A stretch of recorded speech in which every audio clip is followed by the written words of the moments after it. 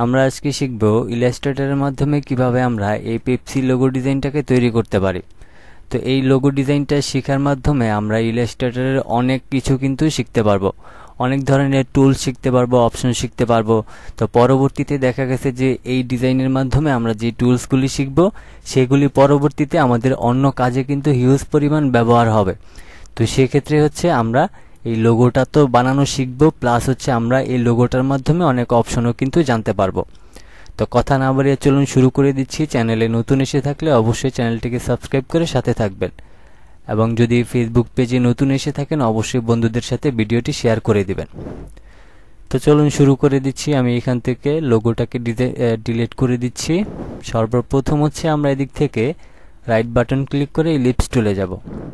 এরপরে হচ্ছে আমরা অল্টার এবং শিফট ধরে হচ্ছে আমাদের প্রয়োজন অনুযায়ী বা আমাদের মোটামুটি লেভেলের একটা শেপ নিয়ে হচ্ছে আমরা এটাকে তৈরি করব।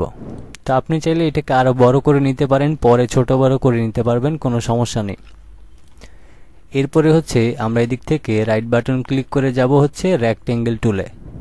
এরপর হচ্ছে আমরা মাউসের লেফট বাটন ক্লিক করে আমরা ঠিক এরকম একটা শেপ নিয়ে নিব, এবং এটাকে আমরা সিলেক্ট করে হোয়াইট কালার করে দিব।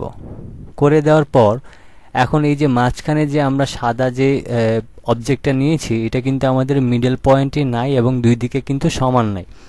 তো এটাকে সমানভাবে বসানোর জন্য হচ্ছে আমরা যাব এদিক থেকে অ্যালাইন থেকে হচ্ছে হরিজেন্টাল অ্যালাইন সেন্টার এবং ভার্টিক্যাল অ্যালাইন সেন্টার, তাইলে আমাদের এটা প্রপারলি মিডল হয়ে যাবে। এরপরে হচ্ছে আমাদের এই যে সাদা অংশটা আছে এটা এই রাউন্ডের চাইতে বেশি বাইরে নেওয়া যাবে না, সেক্ষেত্রে আমাদের ডিজাইনটা অত বেশি সুন্দর হবে না।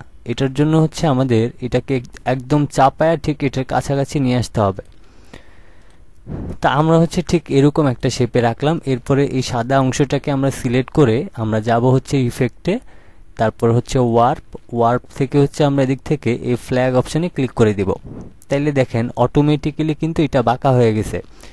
তো এখন এদিক থেকে হচ্ছে আপনাদের বেলায় এটা সিলেক্ট থাকবে না, আপনাদের বেলায় হচ্ছে এটা এদিক থেকে 0 করা থাকবে, এবং এদিকে হরিজেন্টাল যদি না থাকে তাহলে হরিজেন্টালি ক্লিক দিয়ে দিবেন। অনেক সময় ভার্টিক্যালি ক্লিক থাকতে পারে।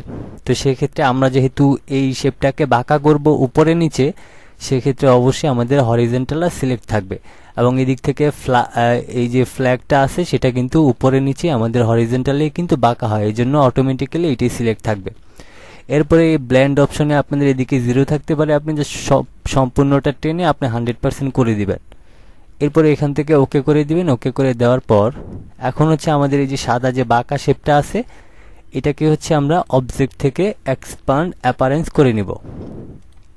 এরপরে হচ্ছে আমরা এই সম্পূর্ণটাকে সিলেক্ট করে আমাদের এই যে বাড়তি যে সাদা অংশটা আছে এটাকে আমাদের ডিলিট করার জন্য আমরা যাব হচ্ছে এদিক থেকে শেপ বিল্ডার টুলে। এরপরে হচ্ছে আমরা কিবোর্ড থেকে অল্টার এবং মাউসের লেফট বাটন ক্লিক করে আমরা দুই সাইডের বাড়তি অংশটাকে কেটে নিলাম। এরপরে হচ্ছে আমরা আবারও সম্পূর্ণটাকে সিলেক্ট করব এবং যাব হচ্ছে শেপ বিল্ডার টুলে। এদিক থেকে রেড কালারটাকে সিলেক্ট করে আমি জাস্ট মাউসের লেফট বাটনটাতে এখানে একটা ক্লিক করে দেব।